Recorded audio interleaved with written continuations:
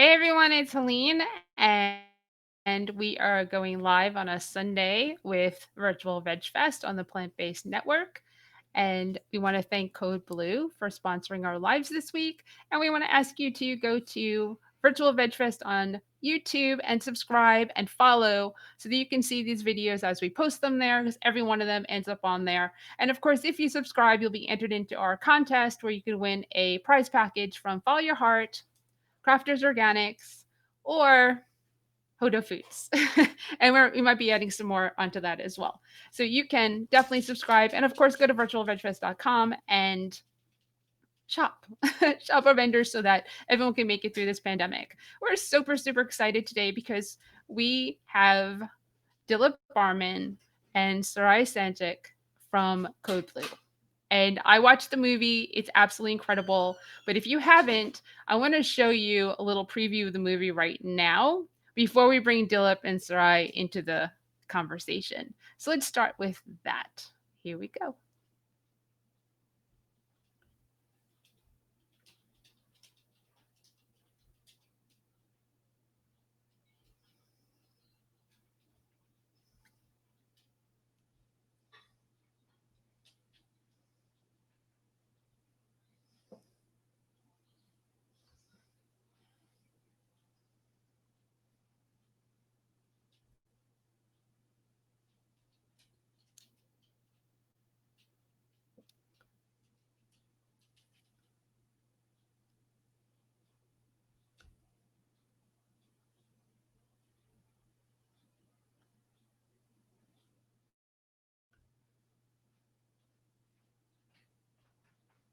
There's no sound.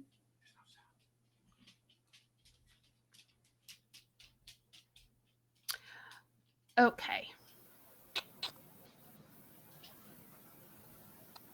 Well, there was no volume.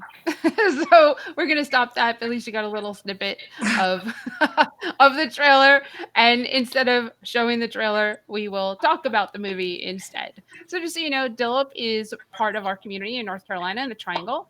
And Saray is in New Jersey. And I've had the pleasure of, well, Dill was one of my closest friends. And Saray I met at the Peapod conference when it was here in Raleigh, I think 2 years ago, maybe 3 years ago now. I'm not even sure. But 2 years. It was last 2 years. year. It was last. Wasn't last. It was the year before because it was the one where I won a ticket at Thanksgiving. It was just really cool. So this movie really touched me, which is interesting because you wouldn't think like a documentary would like make you well up with tears, but it did because there's stuff in this movie that is personally applicable to my life, and I totally get the importance of lifestyle medicine in regards to health and wellness for everyone on this planet.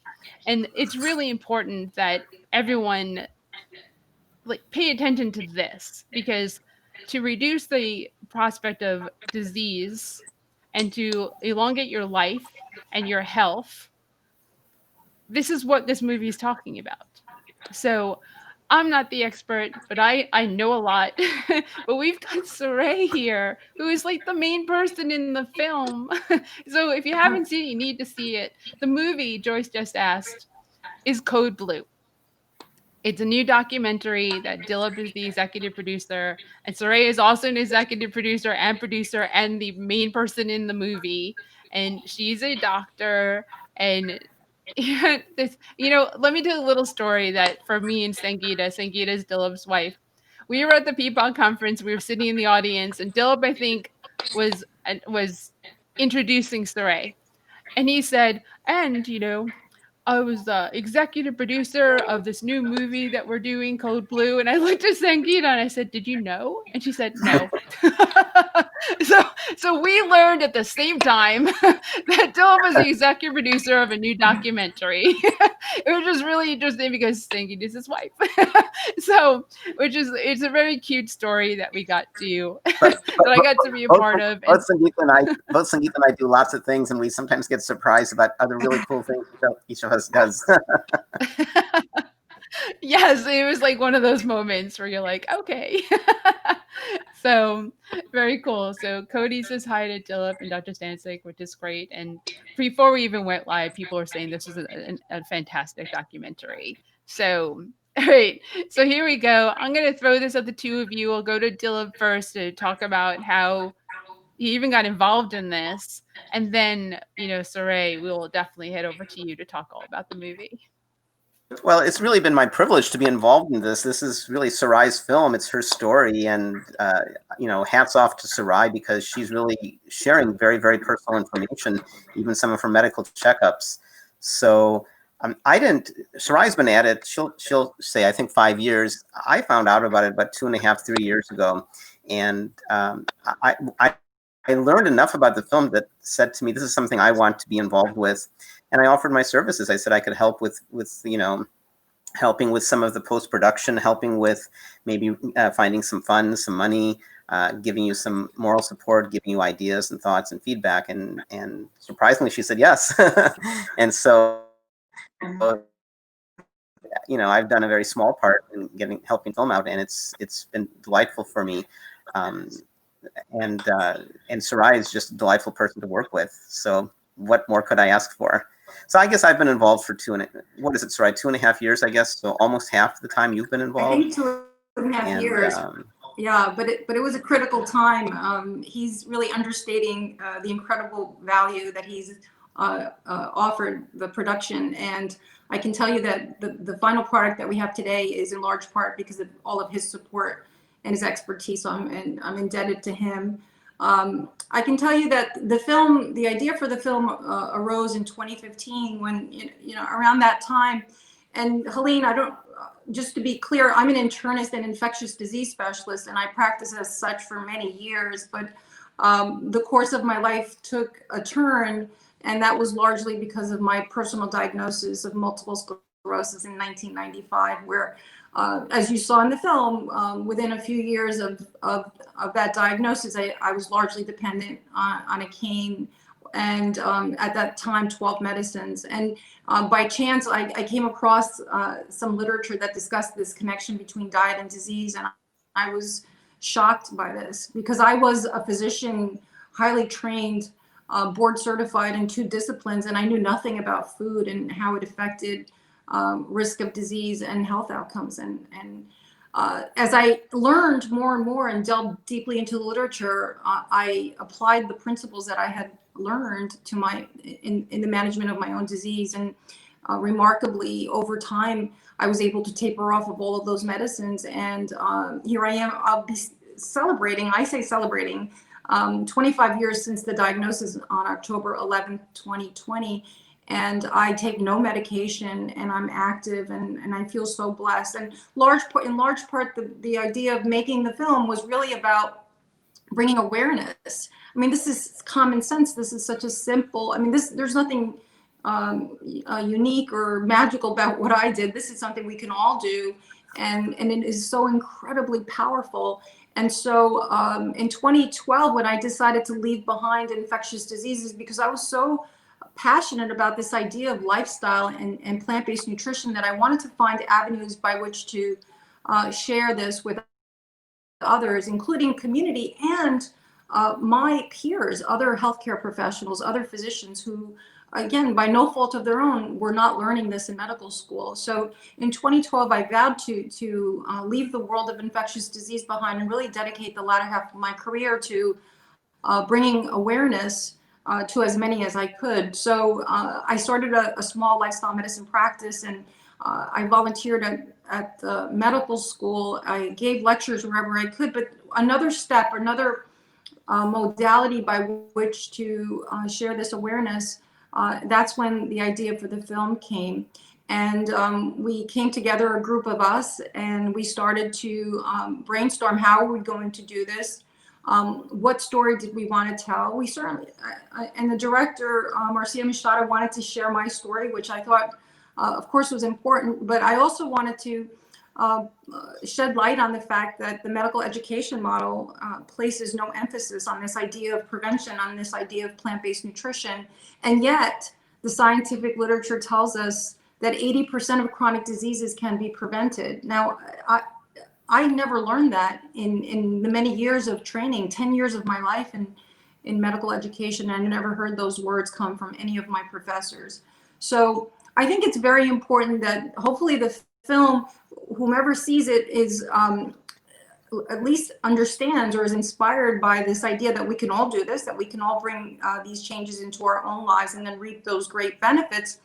But also my hope is that those in the fields of medicine, those in academia, in healthcare settings, that this is hopefully an eye-opener, because that's really the goal here, right? Is to create a movement, is to make something better than it is today. We've come a long way in the field of medicine, but this is a part of medicine that I think is it's almost embarrassing because the evidence is overwhelming.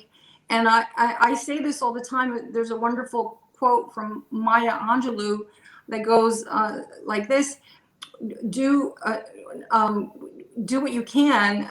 I'm paraphrasing. Do better until you know better, and when you know better, do better. Right. So we know better today, and for us not to act on that, I think, is borderline immoral. So I think the way we train physicians really has to shift, so that all doctors, not just some of us, all doctors are speaking to this ubiquitously. Because I think if we did that, if all doctors and nurses and all healthcare professionals understood the power that lies in plant-based nutrition and optimal lifestyle, that we could really turn the tide of this chronic disease epidemic and change the course for so many and improve the quality of life of not only Americans, but across the world.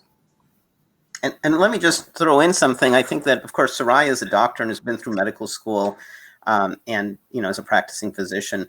But I think one reason I was really interested in getting involved with the film is also from the other side, that we as consumers of medicine, which Soraya herself is, you saw in the film that even though she's a doctor, she herself became a patient. So the film isn't oriented only towards doctors and medical staff and medical education.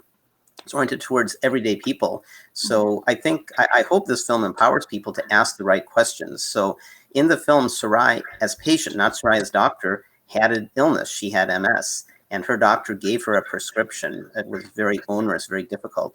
Soraya did her own research.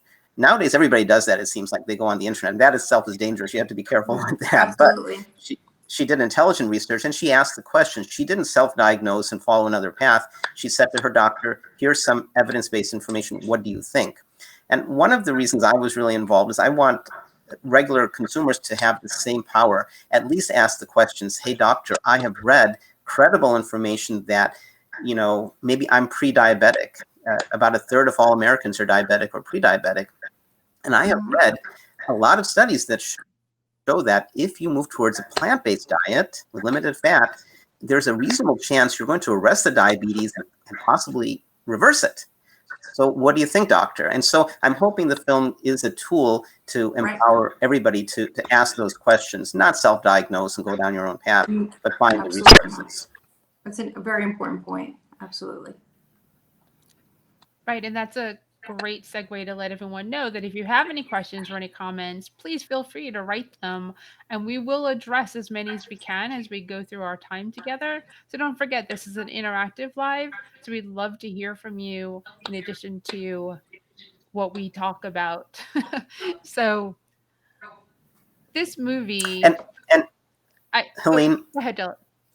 Sorry, and getting back to something that Soraya talked about, so, for me, it's very important for just everybody to see it and to know about it and be empowered. But I think one thing that Soraya did, which is a home run, is she worked with very young medical students and worked with several medical schools. That's where we can have change. If you show medical schools that we can get better outcomes by educating folks, by teaching them how to prepare plant-based foods, how easy it is, then I think we could make a lot of positive change that way. So that, I think, is one of the best things about the film, is that young people are finding out and learning and making changes.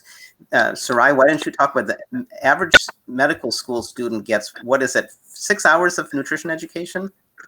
Well, actually, so there are federal guidelines. It's supposed to be 25 hours over 4 years, but only a quarter of medical schools today get that education. But the truth is, Dilip, that even it falls under the umbrella of nutrition, but that the nutrition education that they do get is really not nutrition the way we understand it. Like, how do you, what is a healthy plate? That's not what they're learning. What they're learning are things like vitamin deficiencies, like beriberi, scurvy. These are not things that we see, and the biochemistry behind nutrition, not really understanding how do you counsel a patient that comes up to you and says, what should I be eating, doc? Most physicians can't answer that question. So regrettably, they tend to relay information from something they might have seen on television, or just, they don't really understand the scientific background behind what an optimal diet looks like.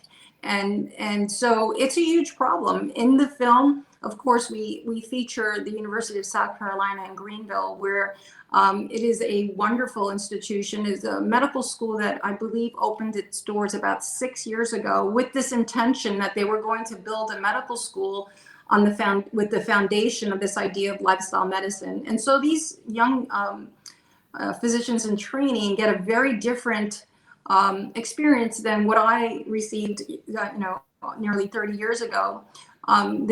Day one, they're taught that this is important, and it's integrated into every aspect of their experience. Day one, they're told you will be your first patient. And I think that's such an important lesson for a young physician in training to hear that, because it's so important that we as physicians are an example to our community, right? So you need to enact that lifestyle that you want your patients to adopt. So when I advise my patients to consume a plant-based diet and to engage in daily physical activity and to sleep 8 hours and to avoid, substances like tobacco or to consume alcohol, I'm practicing these principles that I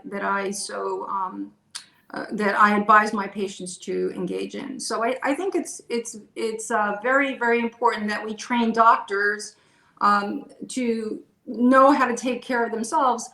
Because again, even the way that we train physicians, I look back at my own experience. I was diagnosed on an evening. I was a third-year medical resident, and it was in the midst of a very busy on-call in the hospital that I awoke to find that I couldn't feel my legs. But I can tell you that in advance of that diagnosis of that night, there was a whole lot of stress in my life. Medical school, residency, there's no time to sleep. You're so stressed. It's one exam after another. You're on call, you're working for 36 hours straight. The food in the cafeteria is terrible. There's no time for exercise. There's no time for sleep. There's no time for eating properly.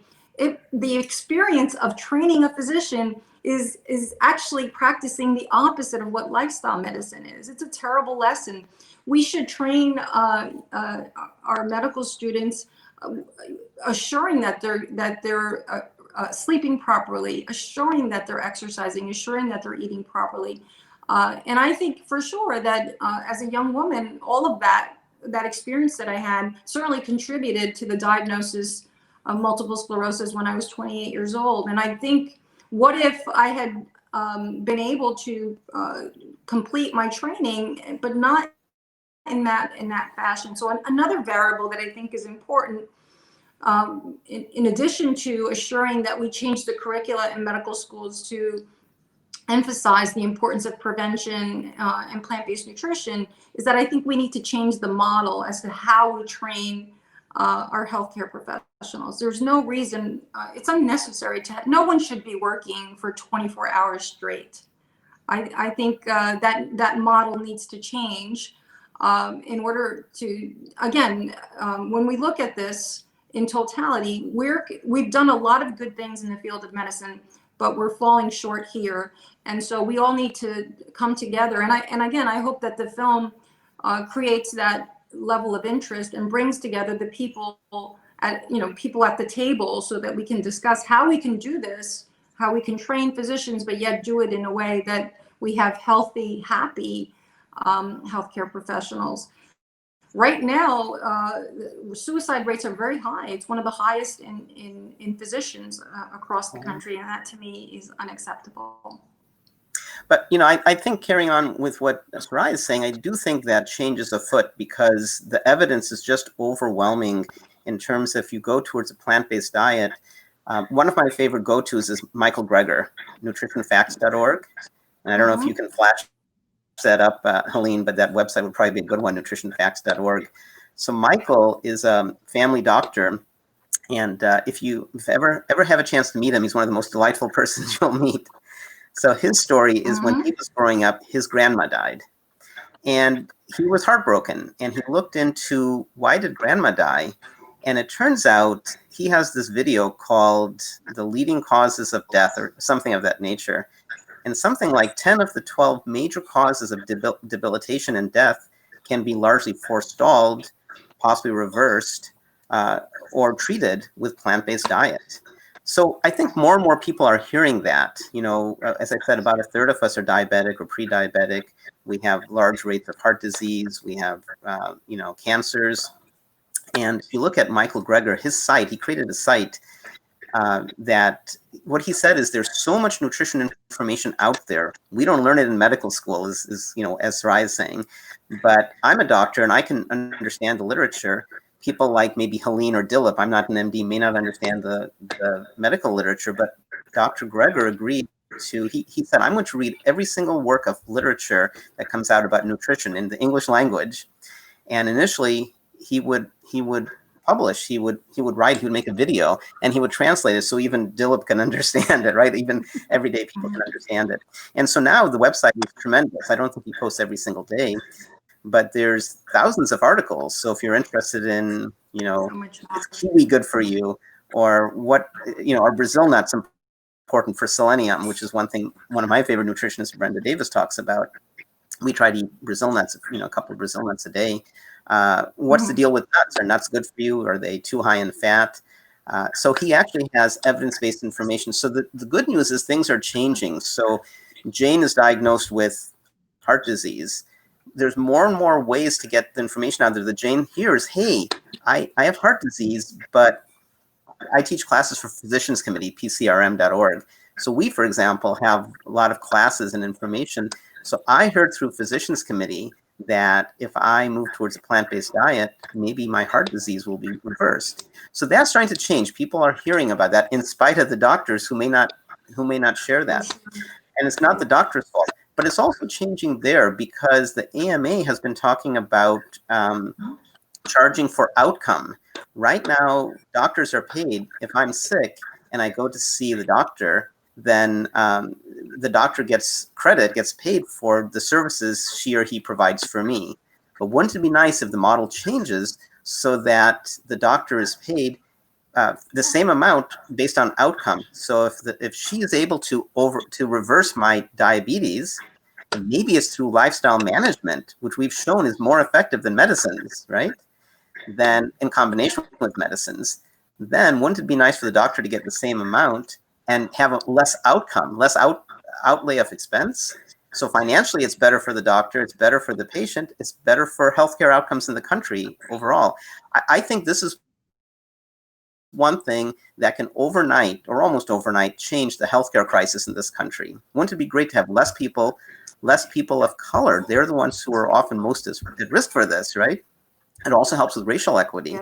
To get the word out there and to have less money spent in medical care with better outcomes. So I think things are changing.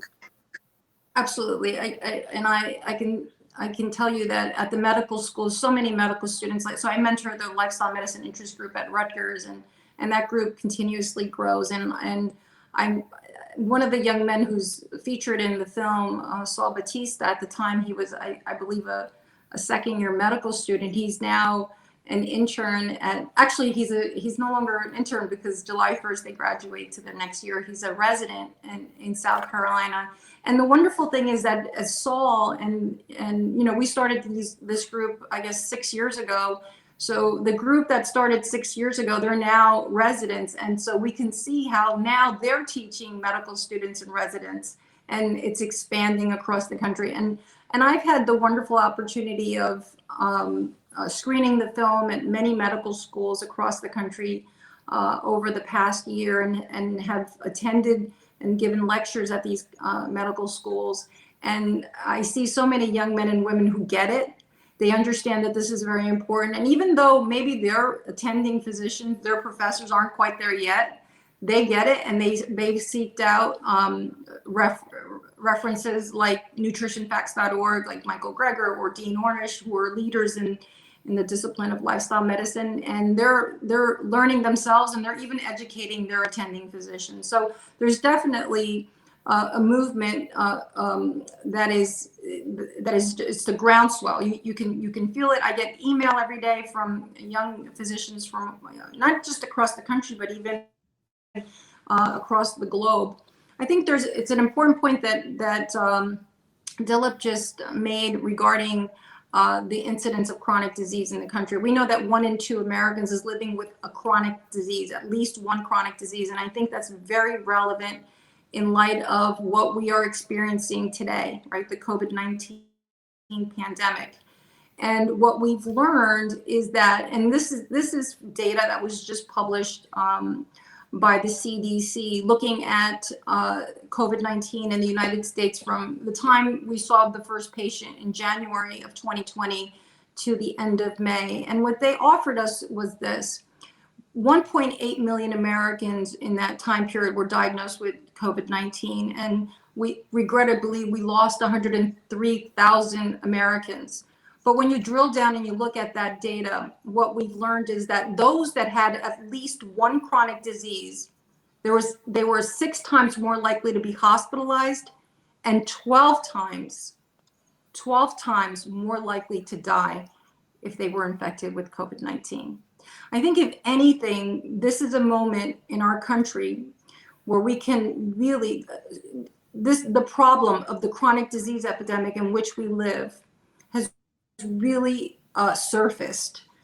It's really become very, very relevant how we are a country that is poorly equipped to battle this infectious acute contagion in light of the fact that we are a country drowning in chronic disease. We know that heart disease, we know that any cardiopulmonary, diabetes, these are all risk factors for bad outcomes.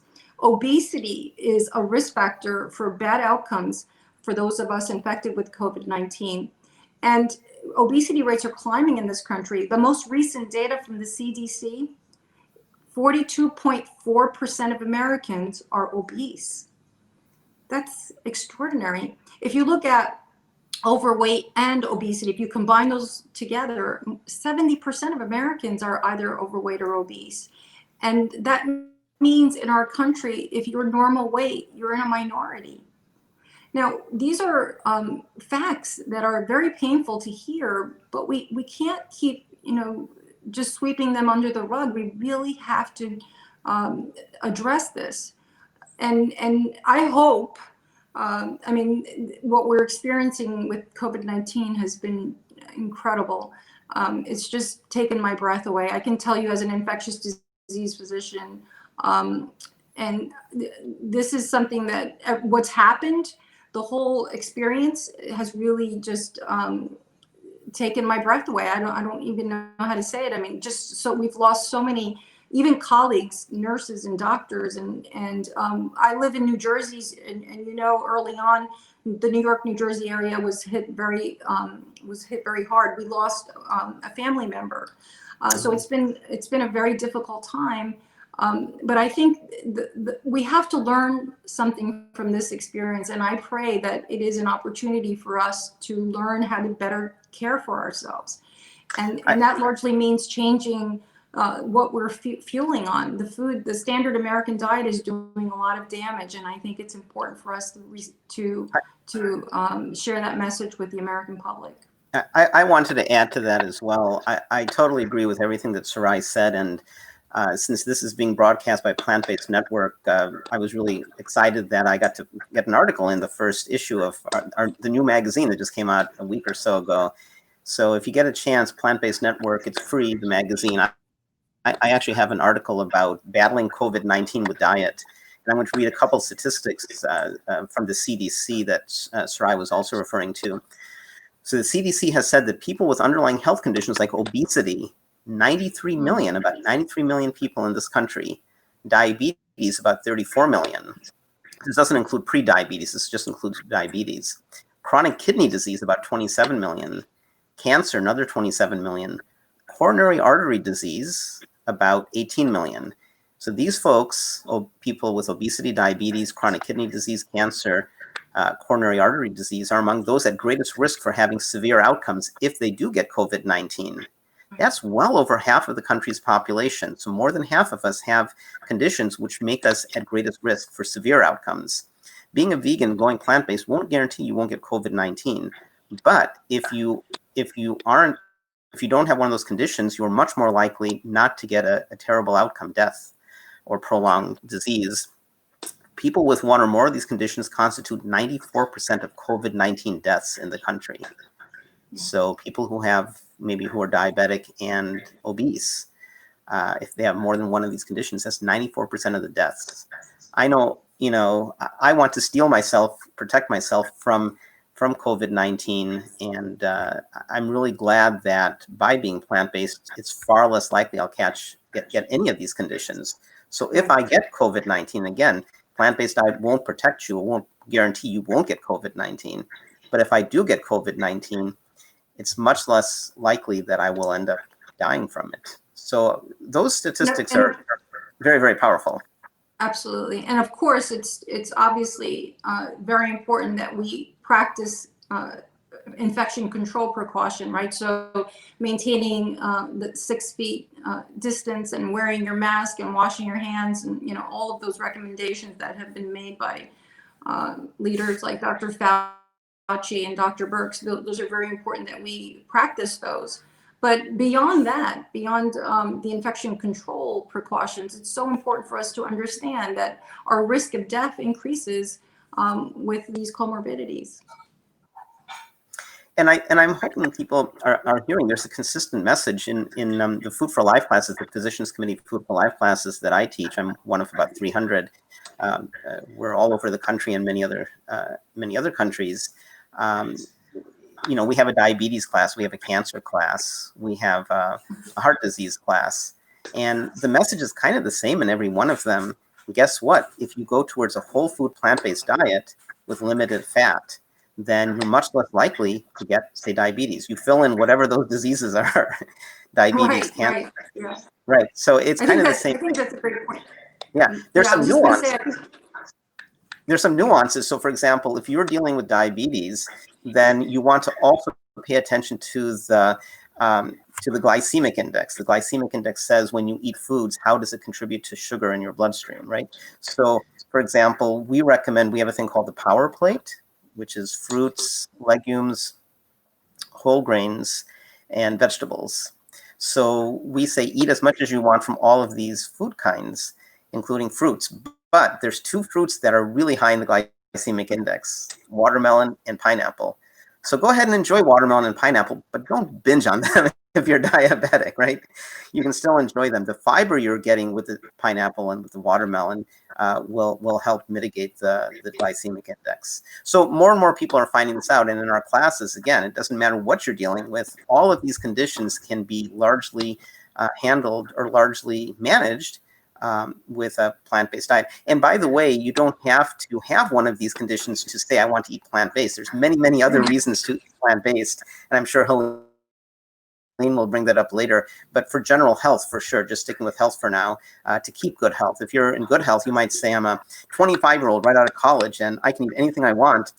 So it's kind of true if you're a kid, if you're an elementary school student or middle school student, you can get away with a lot of junk food, for example, even if you're vegan, right? And you may not see the effects immediately. But there's a lot of epidemiological information, for example, the EPIC study, which has shown that vegans, people who are eating plant-based food, live longer. And you might say, hey, I don't want to live longer because I don't want to have, last few years of difficult life. I don't want to be bedridden. So plant-based folks live longer and have less debilitating disease. They tend to live and then die and not have these terrible diseases at the end of life. So there's so many good reasons, purely from a health point of view, even if you don't have diabetes, you don't have cancer, you don't have heart disease, right, to move towards a plant-based diet. Right. We want to prevent disease one of the whenever things possible. that's really important that you don't, right, and promote what's really important that you promote don't good really, health. that you don't really think about when you're younger is that what you put into your body then is your foundation for your future, for your adulthood. Mm-hmm. And that foundation, if it's crappy food, then you've created a crappy foundation for your adult body, which is not good for your future. Can it be reversed? Yes. You can start eating healthy at any given point in your life, at any given stage. People have gone plant-based at 60 years old. People have gone plant-based at 12 years old. Anywhere in between, when whatever you do, when you make that switch to a healthy whole foods plant-based diet, because there's a difference between whole foods plant-based and vegan, in the sense not the food but the ethics, right? But whole foods plant-based is very different from eating Doritos and French fries. Absolutely. And It's never a too late. Beyond Burger. Right. It's never ever too late. And the thing with this pandemic that's been in some ways it's been fantastic for me. Introverted, don't really go out, love it. You're introverted, I've Helene? changed. You are not introverted. Yeah, it's shocking, You right? are not. Oh no, I am. And I am, trust me. It's just that, I'm friendly, but that doesn't mean that I don't need to rejuvenate my batteries when I'm around a lot of people. But our diet, the food we're eating right now, Mm-hmm. is more whole foods plant-based. Less salt, less oil, less sugar, more greens, more fruits. I mean, that's directly because of the pandemic. It's because I'm cooking every single day. We're not ordering food out. We're not having anything delivered.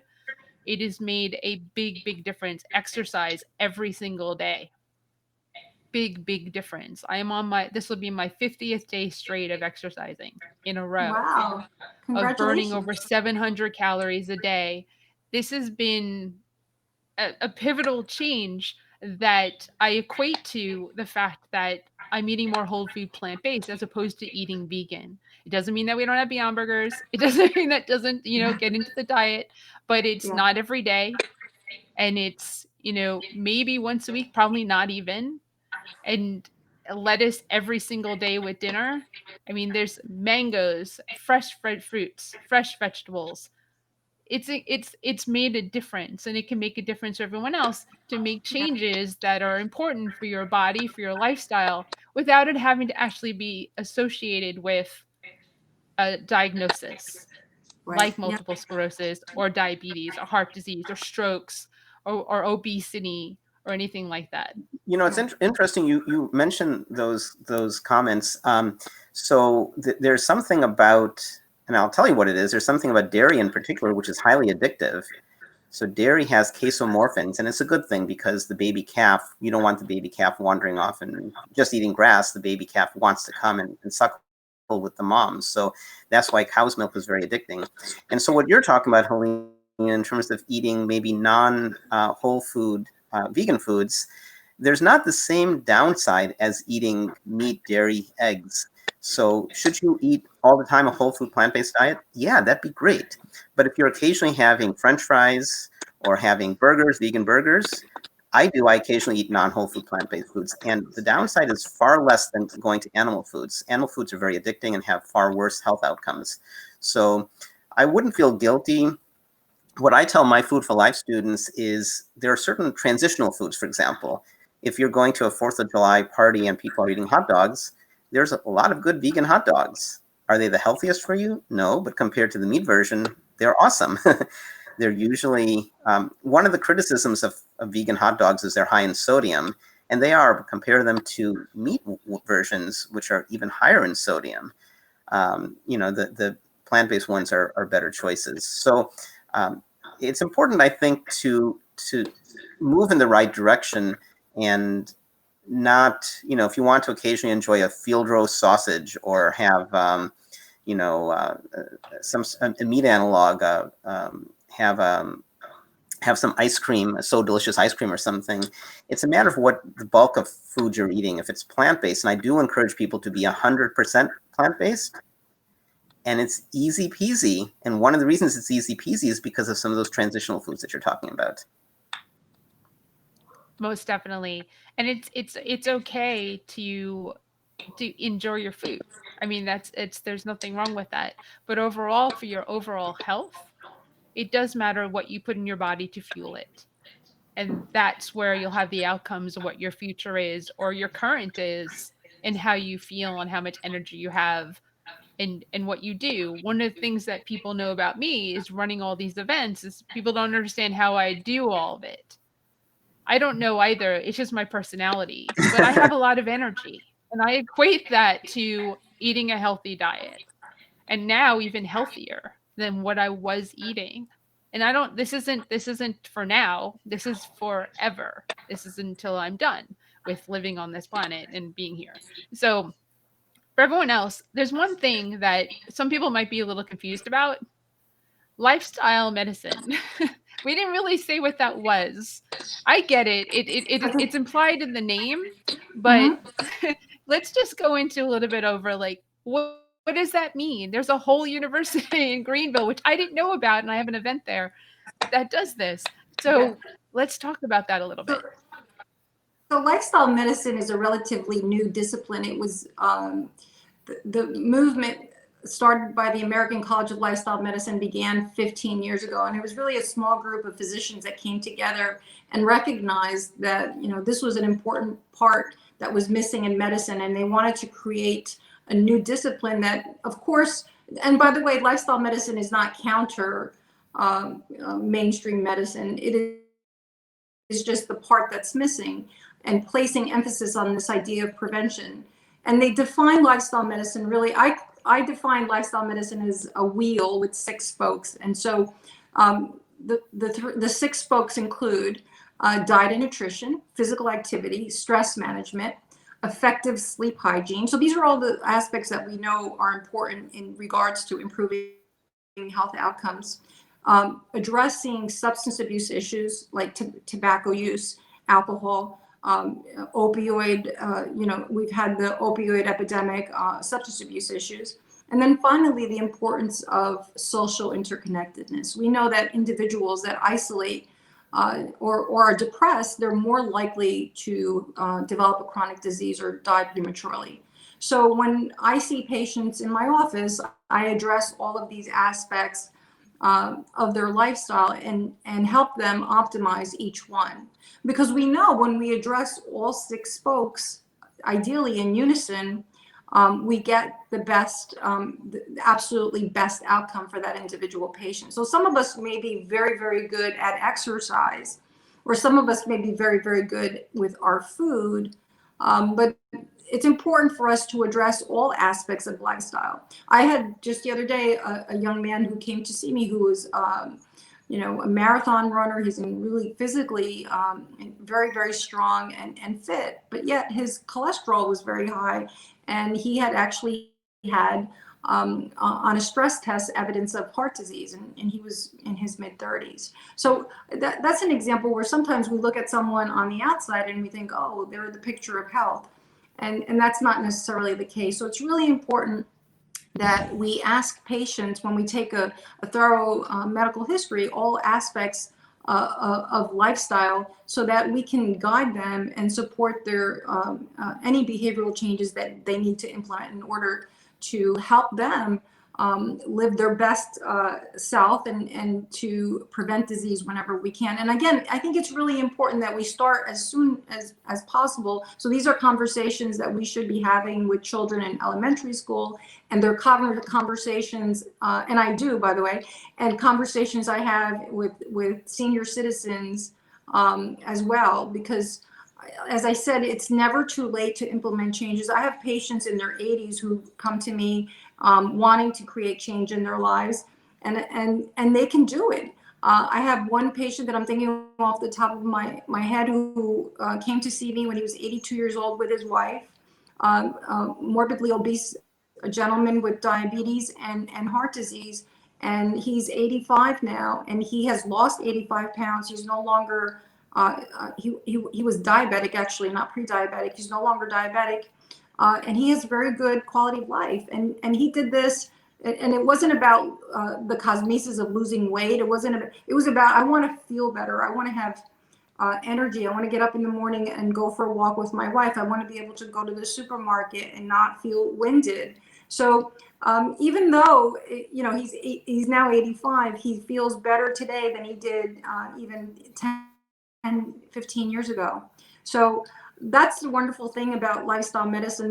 This is something we can all do. And we start from, every patient is different when they come in. They have a different baseline. And we start where you are, and we start to make incremental changes. And it's a beautiful thing to see individuals take control of their personal health. It's like putting the reins in their hands, and they become empowered. You see them make these significant changes in their life. And the wonderful thing is that this is infectious. When you see an individual in your family make these changes right before your eyes, then the sister wants to know, and the mother wants to know. And so, and it becomes a community. I think a good example of that is in the film. I know you just saw it, Helene Kelly, who is a young woman with multiple sclerosis, who's one of my patients.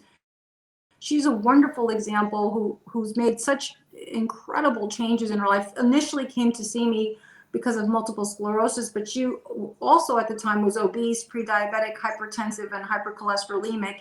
Now she's no longer any of those things. She's managing her MS with lifestyle and a strictly plant-based diet. She's not on any medications, and she's a wonderful example to her community, to her family. So many of her family members have changed, and her community really turns to her as an example of what an optimal lifestyle looks like. And she's taken to social media, shared her story. So it's those stories, those personal stories that I think are so valuable, because they really inspire individuals to create change in their own life. And as I said, as an infectious disease physician, this is the kind of infectivity that you want to see, that spreads across the country and really changes communities and can potentially change the world.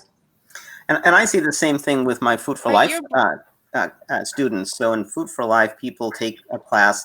I've had students who've taken the class just because they want to broaden their cuisine. They want to know how to make more kinds of foods. Or sometimes they take it because a relative has insisted they take it. But there's surprising results, and it's common. It's common in my classes. So what I do in my classes is I say, you know, you're adults. I also teach children, by the way. I work as young as K. I work K through 4 primarily. Important. And yeah, that is very important, and I'm happy to talk about that if we have time later. But with my adult patients, I say, you're an adult. I can't tell you what to do. But this first week of the class, just check it out. Go to the grocery store. You haven't heard of, you know, you haven't been eating beans, really? So check it out. See where you can find beans. Or you didn't know what, you know, ginger is. So see if you can find ginger or things like that. And then what I do suggest is starting in the second week, while our classes are usually 5 to 7 weeks long. We meet once a week for 2.5 hours. As I suggest, you know, while you're with us, why don't you try being 100% plant-based? Okay, and aim for 10% fat calories, but 100% plant-based, whole food plant-based. And believe it or not, sometimes the very first week after, you know, the second class, we start the class going around, how's the week been? And we get comments like, well, I have trouble finding this, or I found something called tempeh. What is that? Or, you know, I thought sweet potatoes were orange. I found this weird sweet potato and it's white inside. It's my favorite kind. It's called a Japanese sweet potato. Yes, that's my favorite too. It's my favorite. But I get people who say, you know, I'm taking your class because I have diabetes and I want to reduce, you know, my diabetes. But I haven't seen the doctor yet. I'm going to check my blood. But I have to tell you that other things are starting to clarify. Like I could never sleep well. And now suddenly in 1 week, I mean, we're getting these kinds of comments. In 1 week, I can sleep better. So this is pretty common in Food for Life. When people go plant-based, they suddenly see, it seems like miraculous results. And I always tell people, don't rely on anecdotal evidence, even though there's a lot of it, right? So before I went plant-based, I used to be a lacto-vegetarian. I would eat cheese and cow's milk. Not that much cow's milk, but cow's cheese or sheep cheese, perhaps other kinds of cheeses. And that went away about 20 years ago. When I was eating animal products, I would routinely get 2 flus a year, and one of them was a doozy. It would keep me out of work for maybe a week. It would be a really bad flu. And the good news is, again, it's anecdotal, and you shouldn't trust anecdotal evidence, but there's a lot of it. Is ever since 20 years or so ago, I gave up, maybe more than 20 years, I gave up animal products. I haven't had a flu even once. And until a few years ago, I would say I never even got a cold. I do now occasionally. I've had sniffles a few times. So I don't think I've had a full-fledged cold. Now, this is not something one should rely on, because you can hear people who say, I eat tons of meat and I never get sick. So there is anecdotal evidence for that too. But Michael Clapper, who's one of the great doctors in this space, he's been at it for a long time. He's been, for a while, thinking of doing a study to try to more rigorously find out what is it that people are seeing, and maybe there is so much anecdotal evidence that there's something that could be published. So yeah, I think that's a great point. It's funny, I hear this all the time from patients who after a year or so, they'll say to me, doc, every year I would in the winter I get two bouts of sinusitis, a case of bronchitis, and guess what, I just haven't been sick this year or the year before. And it's interesting that you mentioned that, but I hear that all the time. And yes, it would be wonderful if we could capture that in a clinical study. But yes, anecdotally, it's often something I hear from my patients. My wife reminded me of a really good story. So in India, my in-laws are in India, and so my father-in-law just, a couple of weeks ago, he's known about plant-based eating, and he's in spirit. When he's visited, he's had my cooking, and it's all plant-based, obviously. So when he went a couple of weeks ago, he's been wanting to go plant-based, and he did. And within a few days, he went to his doctor, and his doctor was shocked at his blood results. They were so much better. And then he went again, I think, a week after, and went even further down. I can't remember what he was testing, but it was all very, very positive. So, and just a quick word about that as well, is some people might say that the Indian community is a good model community for diet, and it really isn't, because in the Indian community, there's a very heavy rate of dairy consumption. And in many ways, dairy is even a worse choice than meat, than dead animals. So it was very common growing up for my mom and dad to tell me, Uncle such and such or Aunt such and such died or has heart disease or had a stroke. It's very, very common in the Indian vegetarian population.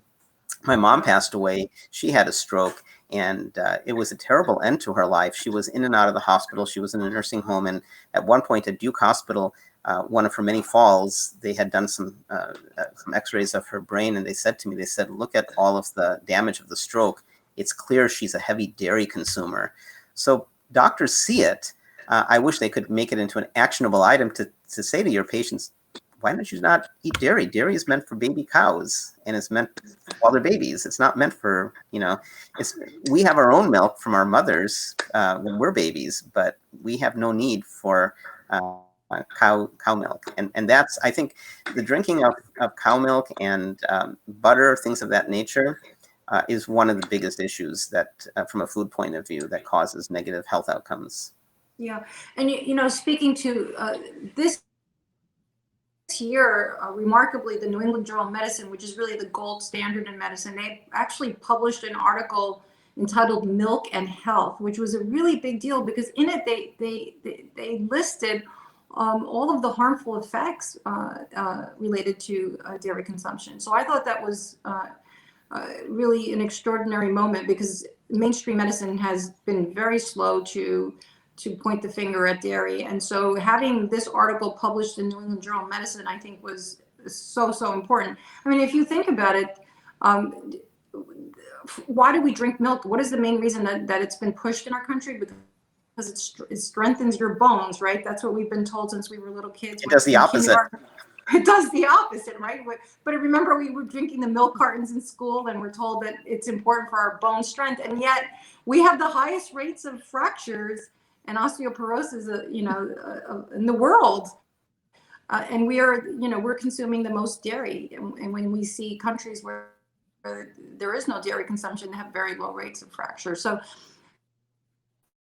But it was a big step for the New England Journal of Medicine to publish that article this past year, and hopefully now more physicians, because there's still a lot of physicians, including primarily pediatricians, that are advising the importance of milk and yogurt and dairy consumption in order to get calcium. They're still largely misinformed. So I hope that this publication, and I made copies of it and I mailed it to any pediatrician I knew and in my local area, in hopes that they would read it, in hopes that they would change the way that they advise their patients, because regrettably still today, many pediatricians are still pushing dairy.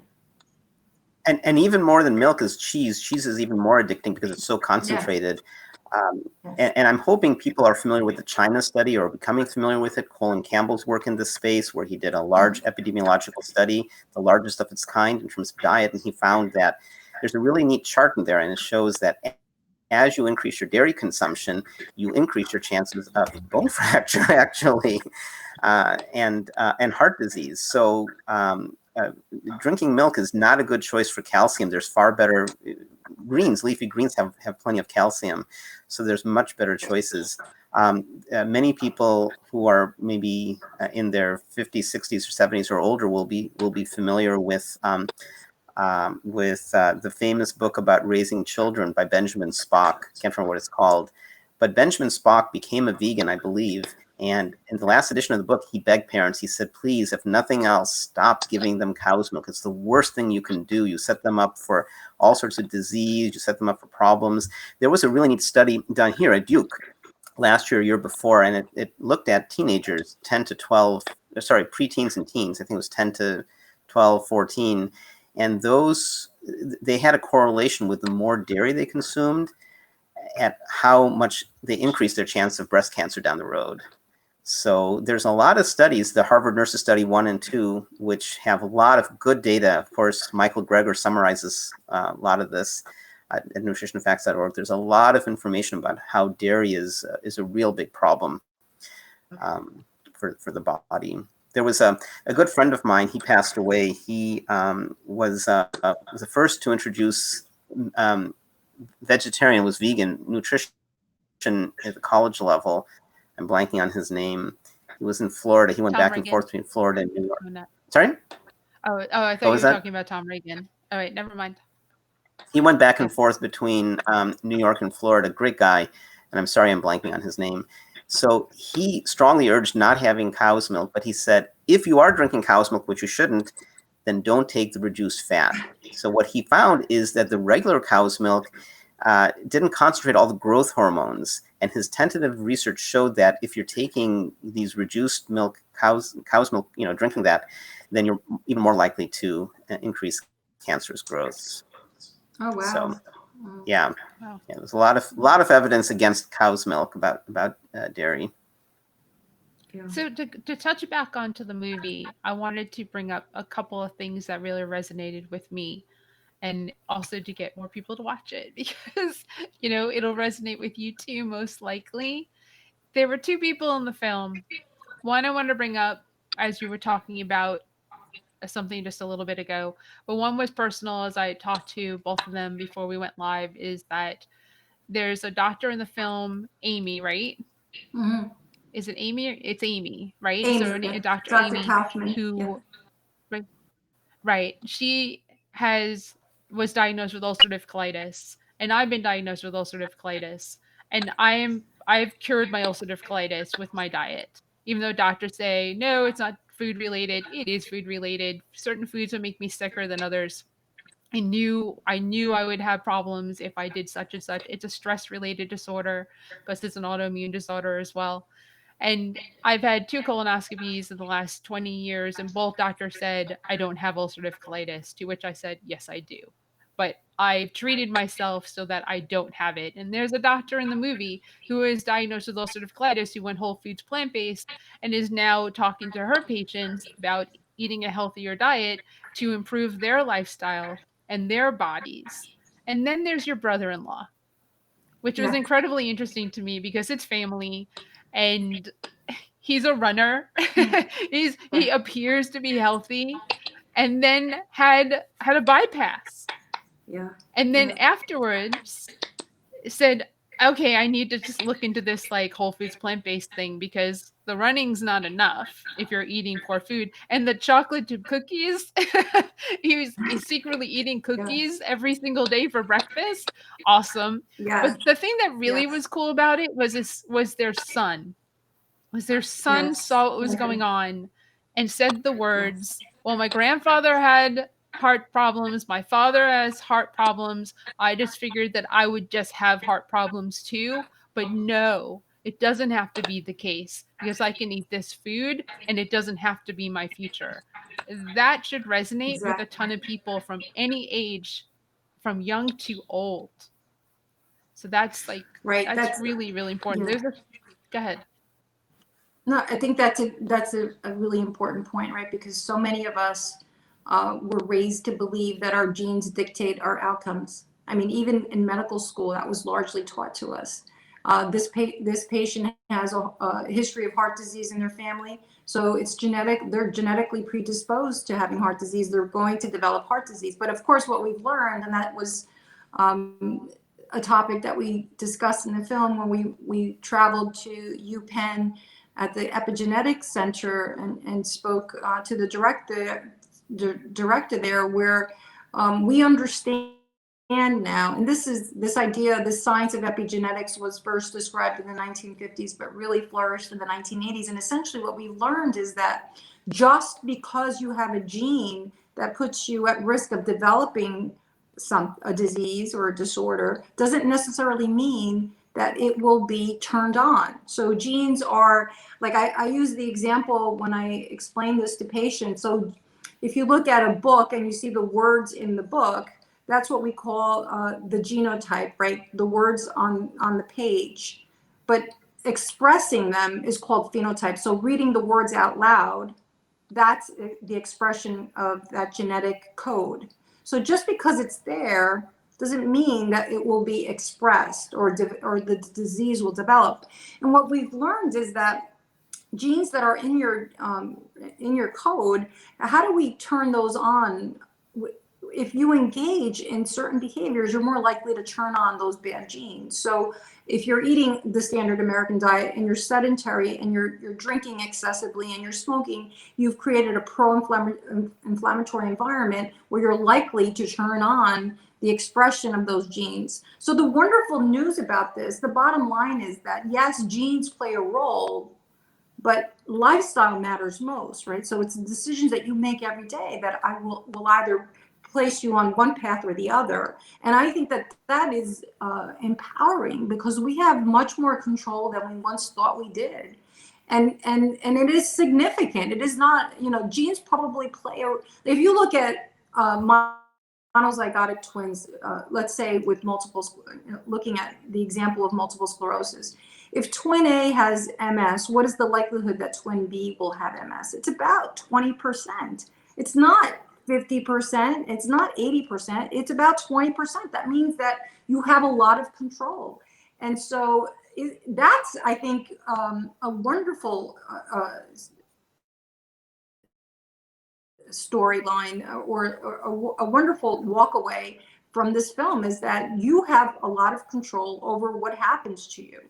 And I think if you can walk away with that takeaway, that's really, really valuable. And Anthony, Glenn's son, so Glenn is my brother-in-law, he understands that. Now, Glenn's father had open heart surgery, had very bad heart disease, and Glenn, of course, ended up having bypass surgery, but he's now changed his life. He's adopted a plant-based diet, and that, in addition to exercising. But we mentioned this earlier. Sometimes when we look at someone, they may look like they're very fit and healthy, but when you start to ask the questions, what else is happening? So it's very important that we, as physicians, ask about their entire history. So Glenn is a good example of somebody who was running, looked very strong and active, but he was fueling on a terrible diet, and certainly he had that genetic predisposition to heart disease. So Anthony, his son, has this understanding and awareness,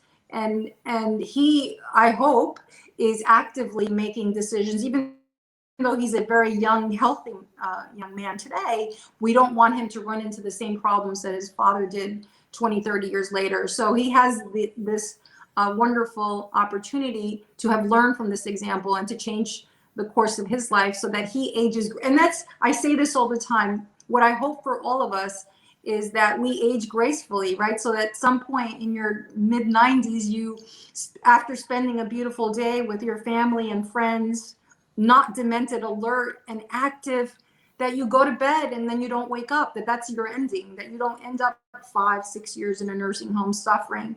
And so we can all do this, but it requires this idea of implementing changes in our life and understanding and having this awareness and agreeing to create some change. Sometimes change can be difficult, and people are overcome by or overwhelmed by the idea of introducing change. Or I think sometimes people think, oh, I'm going to have to change my diet. I'm never going to enjoy food. It's not going to be delicious. It's not going to be exciting anymore. And nothing could be further from the truth. I mean, there's so many wonderful plant-based recipes, and Dilip has so many of them they're extraordinary dishes that are delightful, and you want to share them with everyone. It's not just, carrot sticks and celery sticks on a plate. There's so many wonderful chefs that are so creative, and it's such an exciting period. And so I think it's catching on because people realize eating this way, not only do I feel great, not only do I have so much more energy and my cholesterol's dropped, my blood sugar's dropped, the scale has dropped, I feel wonderful. But guess what? This food is really, really delicious. And that as that spreads across the country, more and more people will adopt it, because why would you want to go the other way? No, I'm glad you said that, because I was going to say something earlier when you said, Helene, about food that isn't so tasty. A lot of people who go towards a plant-based diet say the food is amazing. It's a lot better than what I used to eat. So in the old days when they were eating meat, maybe their plate had like this brown thing and maybe some mashed potatoes and maybe a couple pieces of broccoli or something. And now there's just so much variety. There's so many great foods you can make. And there's any number of cookbooks. I had talked to a publisher a couple times and had thought about maybe writing a cookbook, and they said, sounds great, but there's like millions of cookbooks. So unless yours is very, very particular, probably not. There's too many already. So there's no dearth of great cookbooks on the internet. There's many, many websites. PCRM, again, I teach Food for Life classes for PCRM. We have lots and lots of recipes. You can sign up for a Kickstart, 21-day Kickstart. And what that does, it's free, is you sign up and then you get guidance every day. You get recipes emailed to you or sent on your phone and suggestions of what to make. And all of our recipes are 100% plant-based. We watch the fat. And actually, speaking of food, I wanted to do this. This is actually maybe a good time to do it. I wanted to invite people. Other Food for Life instructors and myself have this really nice new program called So Many Cooks in the Kitchen. And we started this when the pandemic, when we were all locked down, that wouldn't it be nice to teach and offer a lot of this for free. We know about the power of plant-based foods, and wonderful people like Sarai and the medical community scientists are sharing the reasons why. We know about nutrition. Part of our training is on nutrition, but we also know how to cook good food. And so we've started this thing called So Many Cooks in the Kitchen. Our website is somanycooks.com. On Facebook, it's and I'm sure Helene will share it, @SoManyCooks. So please like our page. Our next event is next Saturday, the 18th at 1 o'clock East Coast US time. And the way it works is we each have 6 to 8 minutes. And next time it's about fruits. So I'll be talking about peaches and nectarines, for example, and I'll give you some ideas. And I'll talk a little bit about the nutrition. How are they different? Why are they good for you?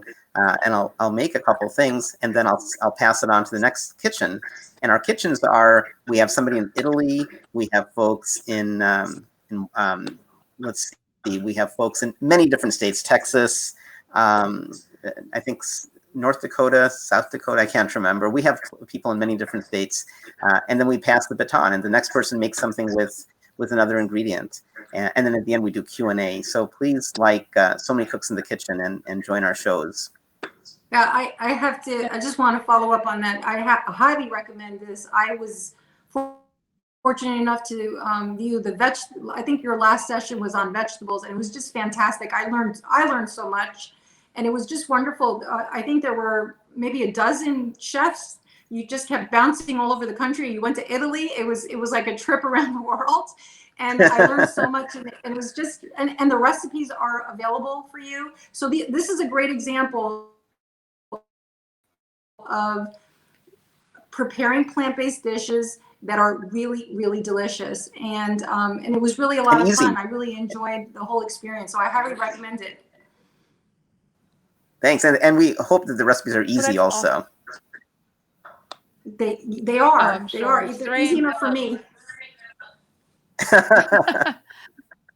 I want to say thank you to both of you for joining us today, because we're at 70 plus minutes now, and thank you to everyone who's continued to watch. the replays of this, people tend not to have an attention span more than like 5 minutes, so you hope that people will make it on the replays, which you can watch on virtualvegfest.com or our YouTube channel. You can see this anytime that you want, and you can share it with all your spheres. So please do to promote Virtual Veg Fest and the Plant Based Network. So that would be fantastic. And you're welcome, Cody.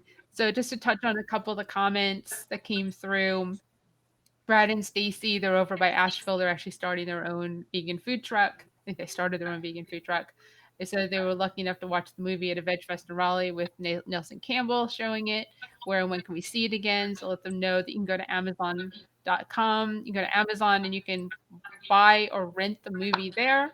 And you can go to codebluedoc.com and see all the places that you can access the movie on there. And then Susan Francis, who is part of the Plant-Based Network, has been watching, and she had a comment. Dr. Greger's grandma was one of Nathan Pritikin's first lifestyle patients going back. And then Cody also said, that's great. I tell my nursing students that it's very important to take care of yourself so that they can be able to take care of others, which kind of take care of yourself, teach your doctors. Oh, you're welcome. Thank you, Brad and Stacy. Thanks for hosting. Teach your doctors how to advocate for yourself so that you get the best out of them, and teach them what's important about health, especially if you go in and they have no clue about plant-based or vegan. It's incredibly important that even if you have to arm yourself with articles, because, the only way someone's going to listen to you is if you actually advocate for you. And it's a very difficult relationship because it's typically someone's here, you're here relationship, which makes it harder to stand up for yourself. But you have to, because the only person in that room who's going to stand up for you is you. Because the doctor is going to go on to the next person in anywhere between 3 and 15 minutes. So, except for Dr. Sanchik, because she spends 2 hours the first time she sees you, but you'll learn that in the film if you watch Code Blue, because that's part of the information that's from the movie. But I want to thank everyone. Helene, can I toss in two quick things? Quick things. So there are several websites. I think one is plantbaseddocs.com. So I encourage people to look at that. There's more and more doctors just in our area. There's 2 or 3 who get it and who are using that as their modality to teach folks and to treat folks. Comment for Brad and Stacy. It actually wasn't Nelson. It actually was me who showed it. Nelson came afterwards. It was at one of the Raleigh Veg Fests. But that reminded me, the only reason I bring that up is that if you want to see it and you're in a community and you have a wonderful organizer, for example, like Helene, or wherever you are, you have a group, contact us and we can help you try to create a virtual screening or something. We do have ways of doing that. So if you have a group and you want to see it, certainly go to Code Blue Doc. You can rent it, you can download it, you can buy it. But if you have a group and you want to arrange something else, definitely contact us through the website and we can help that happen. Yeah, I definitely want to do that. And then just so everyone knows, next week on Thursday, we have Chef AJ coming live with us, which is super exciting. She's out of California. She was at the 2015 Triangle Veg Fest. Dilip was really instrumental in that Veg Fest, which was incredibly important. And then on the Saturday of next week, we don't have a live, but we're doing a community blood drive in Durham if you happen to be local. And it's a pop-up market. And please donate blood, because donating blood saves lives. bonus points, $20 Visa gift card, and then check your antibodies for COVID. So those 2 bonus things. Plus, we've got food being donated by our incredible vendors. So if you donate blood, you'll get some Pure Soul, you'll get some Taylor Street Sweets, you'll get some coffee from Whisk and Rye. It's definitely lots of perks for donating blood because, as you all know, if you're local to here, donating blood is incredibly important to me because it saves lives, especially now when there's a shortage because of the pandemic. Which brings us to how I close out. Please social distance. Please wear a mask over your nose, under your chin, not on your chin, not just on your nose, not on your forehead, but covering your mouth. And make sure that you, like I said, social distance, wash your hands, the 3 W's, as our state in North Carolina has said, which is, really kind of cute little tagline that they have. But really, if you want to see any of us in person anytime soon, we have to do these things, because until these things are done and we get control of the pandemic, we can't do anything in person. So no big veg fest, no talks, no indoor anything, because it's not safe, because people are dying from a pandemic that we could do better at controlling. So please, all of you that watch and share this, and everyone else, just please take care of yourselves, because also when we do get back into in-person events, I want to see you all there. And I want to be able to hug people. So that's the thing. So next Thursday at 4 p.m. Eastern Daylight Time is Chef AJ. And then if I throw something in for Sunday, I'll let you know. But otherwise, we go to the next week, and we're booking out August. So if you happen to be somebody who is important to the vegan community in somehow, some way, a vegan influencer, send me a message and we'll schedule you to do one of these too. For now, like Virtual Veg Fest on YouTube, go shop and follow the Plant Based Network. And for the 2 of you, you're absolutely amazing. I'm honored to know you and have you be part of my life. Well, likewise, So Helene, this was, you do so much, you make such an impact. Thanks for all that you do.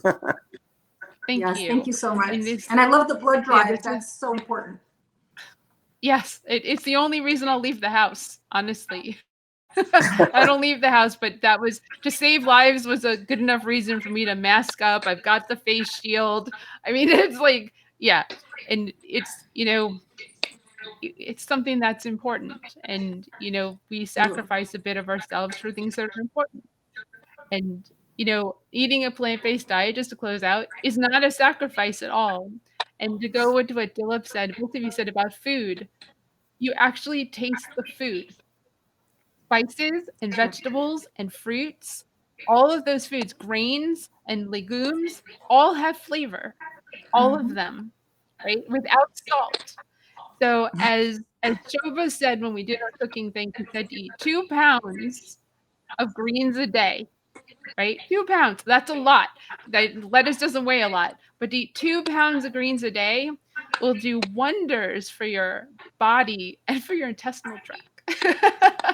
So everyone, have a great rest of your weekend, and we'll see you next time. Thank you, you too.